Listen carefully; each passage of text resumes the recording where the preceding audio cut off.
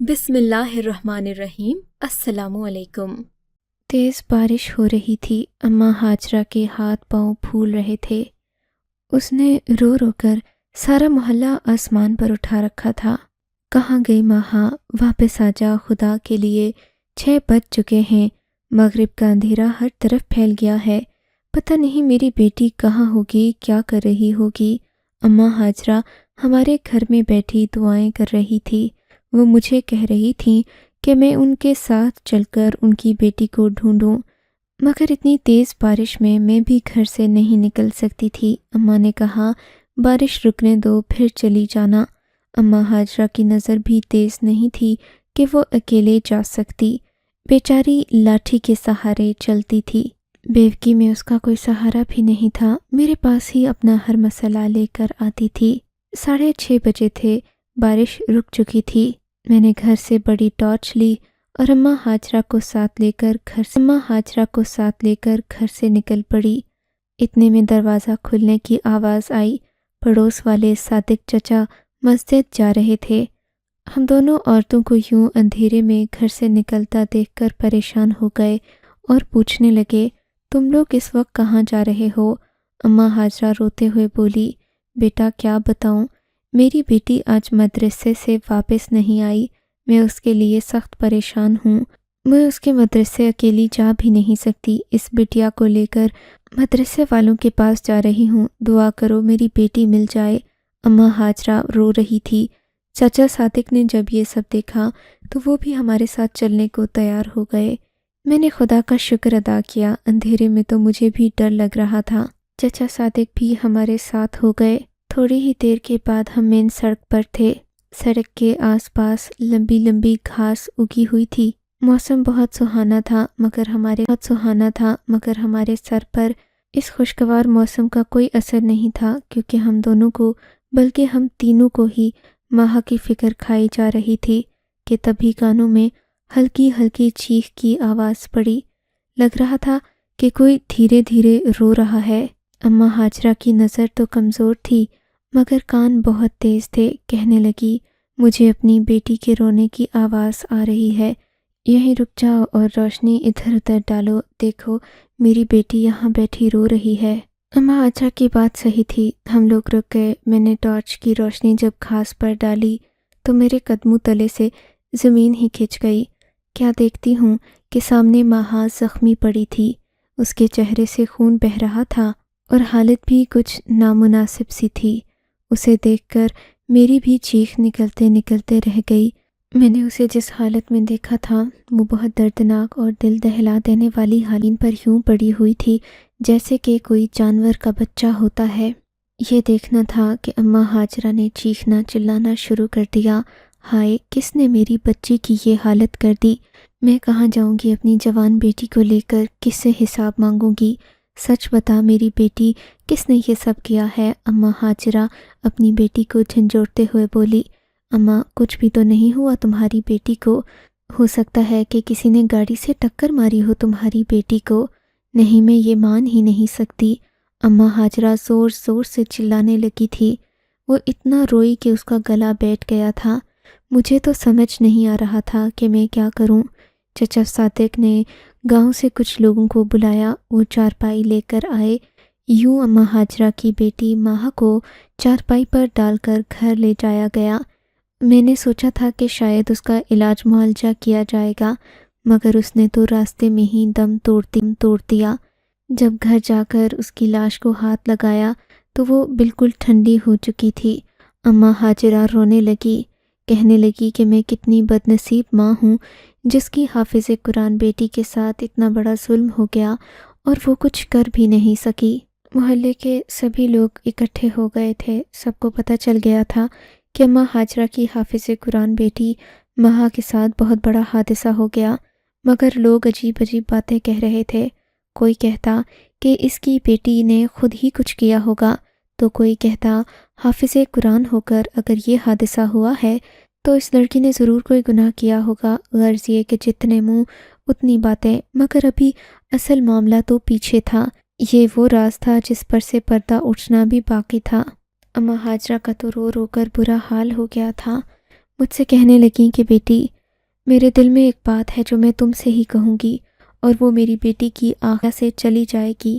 اگر پتہ ہوتا تو میں اس کے ساتھ اپنا رویہ اچھا رکھتی، میں تو اسے خواہ مخواہ ڈانٹتی رہی۔ اب اس کی آخری خواہش تو پوری کر دوں، اگر نہیں کی تو خود کو گنہگار سمجھوں گی۔ میں اپنی بیٹی کو کفن میں نہیں، اس کرتے میں دفناؤں گی۔ اماں حاجرہ نے ایک پھٹا سا سفید کرتا میرے سامنے کر دیا۔ یہ کیا ہے اماں حاجرہ؟ یہ اس کا وہ کرتا ہے جس میں میری بیٹی نماز تہجد پڑھا کرتی تھی۔ وہ کہتی تھی کہ یہی کرتا ہے جسے پہن کر میں اللہ سے ملنا چاہتی ہوں۔ اس کا مطلب اسے اپنی موت کا پہلے سے پتہ تھا۔ اماں حاجرہ اپنی بیٹی کو بہت پاک سمجھ رہی تھیں، مگر ایسا نہیں تھا۔ باہر کے لوگ جو باتیں کر رہے تھے انہیں سن کر تو انسان کانوں کو ہاتھ لگائے۔ میرے لیے اماں حاجرہ کی پریشانی تو ناقابل برداشت ہو رہی تھی، مگر کیا کرتی، ان کی بیٹی کو وہ کرتا پہنانا تھا۔ میں اور میری والدہ نے جب اماں حاجرہ کی بیٹی کو غسل دینے کا ارادہ کیا تو ہم پر ایسے کئی راز منکشف ہوئے جنہوں نے ہمارا دل دہلا دیا تھا۔ ہم نے بڑی مشکل سے اماں حاجرہ کی بیٹی کو غسل دیا تھا، حالانکہ وہ حافظ قرآن تھی، مگر اس کی میت کے ساتھ یہ معاملات ہونا ہماری سمجھ سے باہر تھے۔ میں تو سوچ بھی نہیں سکتی تھی کہ کبھی کسی حافظ قرآن اور نماز اور تہجد کی پابند لڑکی کی میت کے ساتھ ایسا بھی ہو سکتا ہے۔ میرے ذہن میں خوف نے ڈیرے ڈال دیے تھے۔ میں سوچنے لگی تھی کہ کیا مجھے قرآن حفظ کرنے سے باز رہنا چاہیے، کیونکہ جو انسان قرآن حفظ کرنے کے بعد بھی اپنی غلطیوں سے باز نہ آئے تو اس کے ساتھ اللہ جو معاملات کرتے ہیں وہ میں نے اپنی آنکھوں کے سامنے دیکھ لیا تھا۔ مگر میں اماں حاجرہ کا دل نہیں دکھانا چاہتی تھی کہ اس کی بیٹی کے بارے میں اسے ایسی شرمناک حقیقت پتہ چلے کہ اسی لیے میں چپ رہی تھی۔ مگر لوگ کہاں چپ رہنے والے تھے، لوگوں کے تو منہ میں زبانیں ہوتی ہیں اور تیر جیسی زبانیں۔ محلے کی ایک عورت نے لاش کو دیکھ کر ایک عجیب بات کہی تھی۔ اماں حاجرہ کو روتا دیکھ کر اس نے جو فکرہ کسا تھا وہ عزت نفس کو مجروح کرنے والا تھا۔ بولی کہ اماں حاجرہ، تم تو اپنی بیٹی کی پارسائی کی صفائیاں دیتے نہیں تھکتی، لیکن اگر تمہیں اتنی ہی پارسا لگتی ہے تو تم اس کی لاش کا پوسٹ مارٹم کیوں نہیں کروا لیتی؟ تمہیں صاف سمجھ آ جائے گا کہ تمہاری بیٹی کے ساتھ ہوا کیا ہے، کسی گاڑی نے ٹکر ماری ہے یا پھر اماں حاجرہ نے اس کے منہ سے ہی بات کھینچ لی اور اس کے چہرے پر زوردار تمانچہ دے مارا۔ خبردار، جو تم نے میری مرحوم بیٹی کے بارے میں بکواس کی تو میری بیٹی پاک اور صاف تھی، اس کا کردار شیشے کی طرح شفاف تھا، تمہیں شرم نہیں آتی؟ ایسی بکواس باتیں کرتے ہوئے؟ اماں حاجرہ کی بات سن کر میں سن ہو کر رہ گئی تھی۔ میں اسے کیا بتاتی کہ میں نے تمہاری بیٹی کی میت میں کیا دیکھا ہے؟ اماں حاجرہ کا غرور اور مان میں توڑنا نہیں چاہتی تھی، اسے اپنی بیٹی پر بھروسہ تھا۔ میں چاہتی تھی کہ اس کا یہ بھروسہ قائم رہے۔ پوسٹ مارٹم کی بات نے اماں حاجرہ کو پریشان کر دیا تھا۔ بیٹی کا جنازہ گھر سے اٹھنے کے بعد گھر میں عجیب سی وحشت اٹھ رہی تھی۔ میں اماں حاجرہ کے پاس آ کر بیٹھی تو وہ پھر سے پھوٹ پھوٹ کر رونے لگی۔ دیکھا تھا تم نے اس سکینہ نے کیا بات کی کہ میری بیٹی کا پوسٹ مارٹم ہونا چاہیے؟ ارے ایسا کیا کر دیا میری بیٹی نے؟ لیکن بیٹا، آج کل زمانہ بھی تو خراب ہے، ماں کا دل ہے، میرا دل بہت بری طرح چھلنی ہو چکا ہے۔ کیا تمہیں بھی لگتا ہے کہ میری بیٹی کے ساتھ کوئی ایسا ویسا حادثہ ہوا ہے؟ نہیں اماں، تم اپنی بیٹی کے بارے میں اچھا سوچو، اس کی مغفرت کی دعا کرو۔ میں نے جھوٹے دل سے اماں حاجرہ کو تسلی تو دے دی تھی، مگر میں ہی جانتی تھی کہ حقیقت کیا ہے۔ پر مجھے کیا پتا تھا کہ یہ راز کبھی بھی چھپ نہیں سکتا، کیونکہ قبر میں دفنانے کے بعد ماہا کے ساتھ وہ ہوگا جو آج تک کسی نے دنیا میں ہوتے نہیں دیکھا، نہ ہی کسی قبر پر ایسا کوئی منظر دیکھا گیا جو کہ ماہا کی قبر پر دیکھا جانے والا تھا۔ میت کو دفنانے کے بعد حاجرہ بی بی بری طرح سے بے چین تھیں، کہنے لگیں کہ میرا شوہر تو اس دنیا سے پہلے ہی چلا گیا، اب میری بیٹی بھی نہیں رہی، میں کس کے پاس جاؤں گی؟ حاجرہ بی بی پھر سے رونے لگیں، پھر کہنے لگیں کہ میرے ساتھ میری بیٹی کی قبر پر چلو، میں وہاں جا کر اپنے آنسو بہانا چاہتی ہوں۔ اماں حاجرہ، یہ تم کیا کہہ رہی ہو؟ رات کا وقت ہو گیا ہے، ایسے وقت میں قبرستان نہیں جاتے۔ میں نے اسے سمجھانا چاہا مگر وہ تھی کہ سمجھنے سے باز نہیں آ رہی تھی۔ نہیں نہیں، مجھے جانا ہے، میں اپنی بیٹی کی قبر پر جانا چاہتی ہوں، میں اسے باتیں کرنا چاہتی ہوں۔ اماں ہاجرہ بضد ہو گئی۔ میں نے والدہ سے اجازت طلب کی اور اماں ہاجرہ کے ساتھ ہو لی۔ رات کا اندھیرا ہر طرف پھیل چکا تھا۔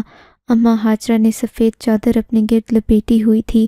ہم دونوں قبرستان کی طرف روانہ ہو گئے۔ ہلکی ہلکی ٹھنڈک ہوا میں تھی۔ اماں ہاجرہ مجھ سے بار بار عجیب عجیب سوال کرتی۔ تمہیں کیا لگتا ہے بیٹی کہ میری بچی اللہ کے پاس جا کر خوش ہوگی یا پھر پریشان ہوگی؟ اماں ہاجرہ کے عجیب و غریب سوال سن کر مجھے اس پر ترس آ رہا تھا، مگر میں یہ نہیں جانتی تھی کہ ابھی اس پر ایک اور قیامت ٹوٹنے والی ہے۔ ابھی تو اسے اپنی بیٹی کے بارے میں ایک ذرے کے برابر بھی کچھ نہیں معلوم۔ 5 منٹ کے بعد قبرستان آ گیا۔ ہم لوگ جیسے قبرستان میں داخل ہوئے تو ہمیں سامنے ہی ماہا کی قبر نظر آ گئی تھی، مگر قبر کچھ کالی کالی سی معلوم ہو رہی تھی۔ اماں ہاجرہ کی حالت دیکھنے والی تھی۔ ٹارچ کی ہلکی سبز روشنی میں مجھے کچھ صحیح نظر نہیں آ رہا تھا۔ تبھی مجھے اپنے پاؤں پر کسی نرم سی چیز کا احساس ہوا۔ میں چونک گئی۔ میں نے ٹارچ قریب کر کے دیکھا تو میرے دل کو زوردار جھٹکا لگا تھا۔ میرے تو قدموں تلے زمین نکل گئی۔ آدھے ہاتھ جتنا کالا بچھو میرے سلیپر کے عین نیچے تھا۔ میں تو سر سے پاؤں تک پسینے میں شرابور ہو گئی۔ میری ٹانگیں کانپنے لگیں۔ تبھی آنکھیں اندھیرے کے ساتھ مانوس ہوئیں تو میں نے وہ منظر دیکھا کہ اس کا خوف آج بھی میرے دل میں باقی ہے۔ ماہا کی قبر کے ارد گرد کالے لمبے بچھوؤں نے ایک حصار بنا رکھا تھا، اور ایک بچھو میرے قدموں کے نیچے بھی تھا۔ یہ بچھو ہاجرہ کی قبر سے کافی فاصلے پر تھا۔ شاید ہمیں اس بات سے خبردار کر رہا تھا کہ آگے مت بڑھنا ورنہ تمہارا نقصان ہوگا۔ اماں ہاجرہ کی تو نظر کمزور تھی۔ وہ اس سے پہلے کہ جا کر قبر پر ڈھہ جاتی، میں نے اسے روک لیا۔ اماں ہاجرہ، تم پاگل تو نہیں ہو گئی ہو؟ میں نے اسے اصل بات سے بے خبر رکھتے ہوئے کہا تھا۔ تم کہاں جا رہی ہو؟ تمہاری بیٹی مر گئی، اس کی قبر پر تم لیٹو گی تو اس کی روح کو تکلیف ہوگی۔ چلو گھر چلو۔ نہیں نہیں، یہ ظلم مت کرو، میرے کلیجے کو ٹھنڈک پڑنے دو۔ اماں ہاجرہ قبر کے قریب ہی بیٹھ گئی اور زور زور سے بین کرنے لگی۔ میں نہیں چاہتی تھی کہ اسے ان بچھوؤں کے بارے میں پتہ چلے۔ اسے رات کو ٹھیک سے نظر نہیں آتا تھا۔ اس کی یہ خوش فہمی میں چاہتی تھی کہ قائم رہے، مگر میرا اپنا دل بری طرح سے دھڑک رہا تھا۔ ماں کے دل کو ٹھیس نہیں پہنچانا چاہتی تھی، اسی لیے میں بڑی مشکلوں سے اماں ہاجرہ کو وہاں سے واپس لے آئی، مگر کون کسی کو روک سکتا ہے؟ اگلے ہی دن عصر کے وقت اماں ہاجرہ روتی ہوئی اپنی بیٹی کی قبر پر پہنچ گئی تھی۔ اس بار میں بھی اس کے پیچھے گئی، کیونکہ اب میرے ذہن میں اور دل میں اماں ہاجرہ کی ہمدردی کے علاوہ اس قبر کا تجسس بھی تھا۔ میں جاننا چاہتی تھی کہ رات کو جو کچھ میں نے دیکھا کہیں وہ کوئی خواب یا گمان تو نہیں تھا، کیونکہ بعض اوقات قبر کے خوف کو لے کر انسان کا وہم اس قدر بڑھ جاتا ہے کہ اسے ایک عام قبر بھی خوفناک نظر آنے لگ جاتی ہے۔ عصر کا وقت تھا، دھوپ کھلی کھلی سی تھی، روشنی دن کی تیز تھی، اتنی واضح اور صاف روشنی تھی کہ اماں ہاجرہ بھی سب کچھ صاف صاف دیکھ سکتی تھیں۔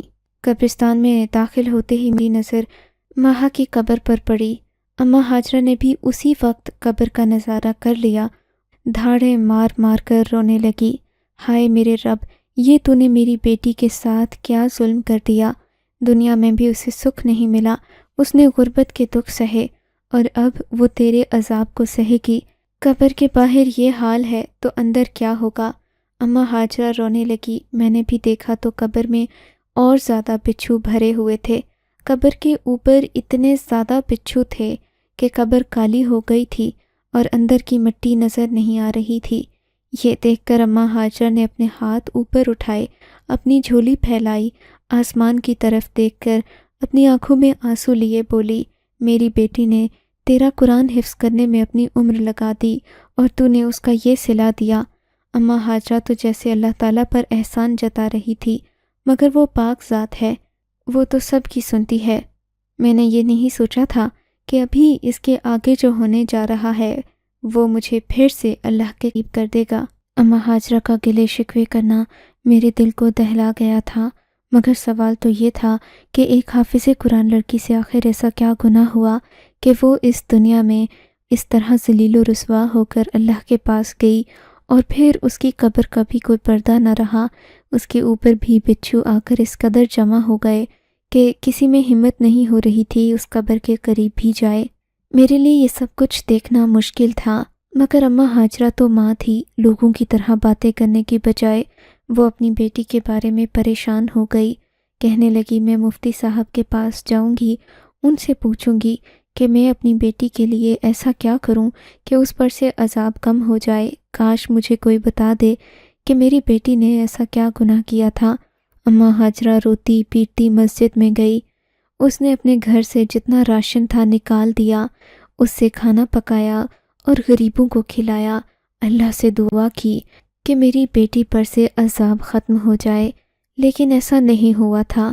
ماہا کی قبر پر مسلسل کالے بچھو نے ڈیرا جما رکھا تھا، اور وہ اتنے زیادہ تھے کہ کوئی انہیں ہٹانے کے بارے میں سوچ بھی نہیں سکتا تھا۔ پھر قدرت کے عذاب میں کون دخل اندازی کر سکتا ہے؟ یہ تو قدرت کا نظام ہے۔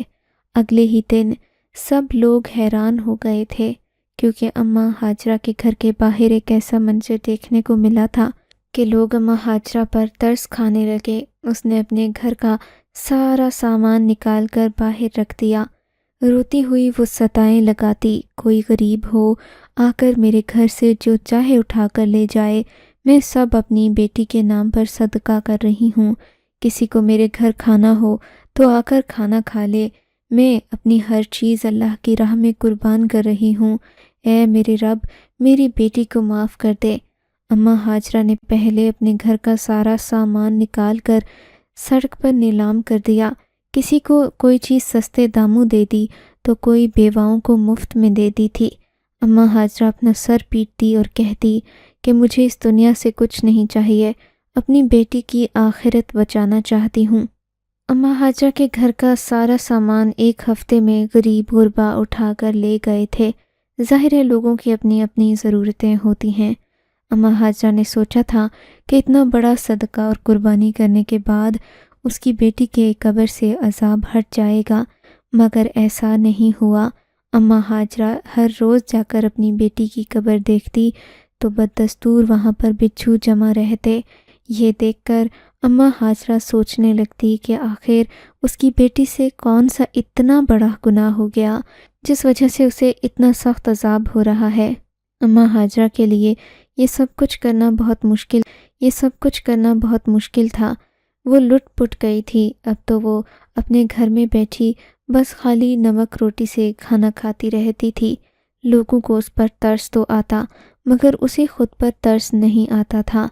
ایک دن اماں ہاجرہ نے اپنا زیور بھی بیچ دیا، جو کہ اس کا سب سے قیمتی اور سب سے آخری اثاثہ تھا۔ اماں ہاجرہ نے تو اپنا زیور بھی بیچ دیا تھا۔ زیور بیچ کر اس نے جیسے خود کو اللہ کے آگے سونپ دیا تھا۔ اب تو اس کے پاس کچھ نہیں بچا تھا جو وہ بیچ پاتی۔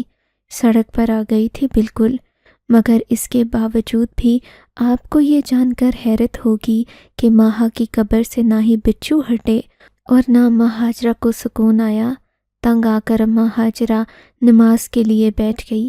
مصلی پر بیٹھی نہ کھاتی نہ پیتی، بس اللہ کے سامنے روتی رہتی، اور صبح شام جو بھی گزرتا اسے آواز دے کر کہتی اس کا عذاب کم ہو جائے۔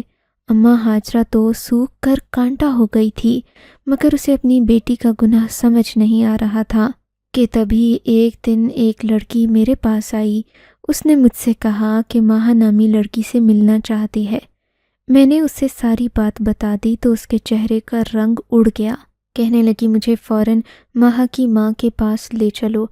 میں اسے لے کر فوراً اماں ہاجرہ کے پاس آئی تو اس نے اماں سے کہا کہ میں تمہیں تمہاری بیٹی کی ساری حقیقت بھی بتاؤں گی، لیکن سب سے پہلے تم مجھے اس کے کمرے میں لے چلو۔ اماں ہاجرہ تو اس اندھے کی مانند تھی جس کے لیے دنیا کی سب سے بڑی نعمت بس 2 آنکھیں ہی ہوتی ہیں۔ وہ اسے فوراً اپنی بیٹی کے کمرے میں لے گئی۔ ماہا کے کمرے میں جاتے ہی اس لڑکی نے اس کا کمرہ الٹ پلٹ کر دیکھا، کچھ نہ ملا تو اس کا بستر الٹ دیا۔ نیچے رکھے موبائل فون نے اماں ہاجرہ کو بھی حیران کر دیا تھا، یہ تو ایک اسمارٹ فون تھا۔ لڑکی نے اسمارٹ فون لے کر کھولا تو اس کا مواد دیکھ کر ہم لوگ بھی حیران رہ گئے تھے۔ کوئی سوچ نہیں سکتا تھا کہ اماں ہاجرہ کی بیٹی ایسی نکلے گی، چند پیسے کمانے کی خاطر اپنے لیے جہنم خریدنے چل پڑے گی، مگر اللہ تو 70 ماؤں سے زیادہ محبت کرنے والا ہے۔ اس لڑکی نے بتا دیا کہ ماہا صرف خود نہیں بری چیزیں دیکھتی تھی بلکہ وہ لوگوں میں بھی پھیلاتی تھی۔ اس نے اگرچہ خود کو تو استعمال نہیں کیا مگر ادھر ادھر ایسا نازیبا مواد دوسروں کو دکھا کر اپنے لیے قبر میں عذاب خرید دیا۔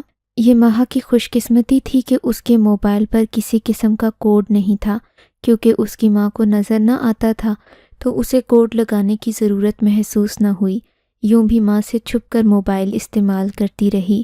اس طرح اس لڑکی نے ماہا کے فون سے وہ ساری چیزیں ڈیلیٹ کر دیں جن کی وجہ قبر سے بچھو بھی ہٹ گئے، اس کی ماں کے دل کو بھی قرار آ گیا۔ اب آپ سوچیں گے کہ اس میں مصلحت کیا ہے؟ یقین مانیں اگر اللہ نے ماہا پر کرم نہ کیا ہوتا تو اس لڑکی کو ماہا کے گھر نہ بھیجتا۔ یہ تو ماہا کے گناہوں کو معاف کروانے کا ایک بہانہ تھا۔